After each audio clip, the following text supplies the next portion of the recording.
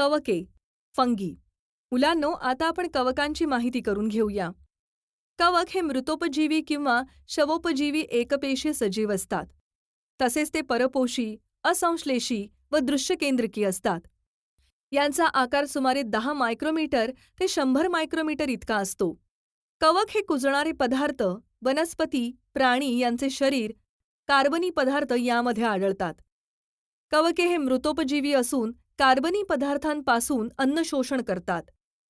Chitin या जटिल शर्करेपासून कवकांची पेशीभित्तिका बनलेली असते. कवके तंतुरूपी असून आतील पेशीद्रव्यात असंख्य केंद्रके असतात. कवक या सूक्ष्मजीवांचे प्रजनन लैंगिक पद्धतीने आणि द्विखंडन व मुकुलायन अशा अलैंगिक पद्धतीने होते. उदाहरणार्थ यीस्ट, कॅन्डिडा, आळंबी म्हणजेच मशरूम, शैवाल, ॲल्जी. मुलांनो, शैवाल हे आकाराने सुमारे 10 मायक्रोमीटर ते 100 मायक्रोमीटर इतके असतात. शैवाल पाण्यात वाढते. हे दृश्यकेंद्रकी, एकपेशीय, स्वयंपोषी सजीव असतात. शैवाल हे पेशीतील हरितलवकाच्या सहाय्याने प्रकाश संश्लेषण करतात. उदाहरणार्थ क्लोरेल्ला, क्लॅमिडोमोनास इत्यादी.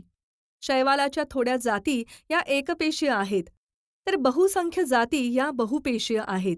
त्या डोळ्यांनी सहज दिसतात. विषाणू, व्हायरस. विषाणूंचा आकार जवळपास 10 नॅनोमीटर ते 100 नॅनोमीटर इतका असतो. विषाणूंना सजीव मानले जात नाही. ते सजीव व निर्जीवांच्या सीमारेषेत आहेत असे मानले जाते. त्यामुळे सूक्ष्मजीवशास्त्रात म्हणजेच मायक्रोबायोलॉजीमध्ये विषाणूंचा अभ्यास केला जातो. विषाणू हे अतिशय सूक्ष्म असतात व ते जीवाणूंच्या 10 ते 100 पट इतके लहान असतात.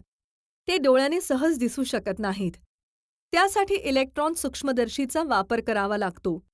विषाणू हे स्वतंत्र कणांच्या स्वरूपात आढळतात.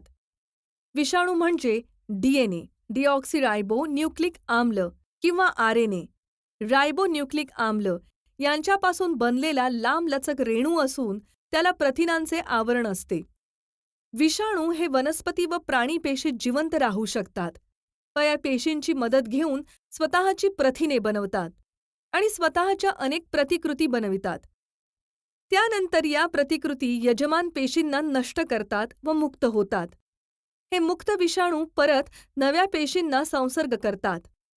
विषाणूंमुळे वनस्पती व प्राणी यांना विविध रोगांची लागण होते. कार्यसंस्थांचे. भारतीय वैद्यकीय संशोधन परिषदेच्या अंतर्गत 1952 साली राष्ट्रीय विषाणू संस्था, Pune national institute of virology, Pune या संस्थेची स्थापना करण्यात आली. ही संस्था विषाणू संदर्भात अनेक प्रकारचे संशोधन कार्य करते. अशा प्रकारे आपण या पाठामध्ये रॉबर्ट हार्डिंग विटाकर यांच्या पंचसृष्टी वर्गीकरण पद्धतीचा अभ्यास केला. तसेच विविध सजीवसृष्टी, सूक्ष्मजीव, विषाणू याविषयी अधिक विस्ताराने माहिती मिळवली आहे. आता आपण इथेच थांबूया आणि पुढच्या पाठात आरोग्य व रोग यांच्याविषयी माहिती मिळवूया.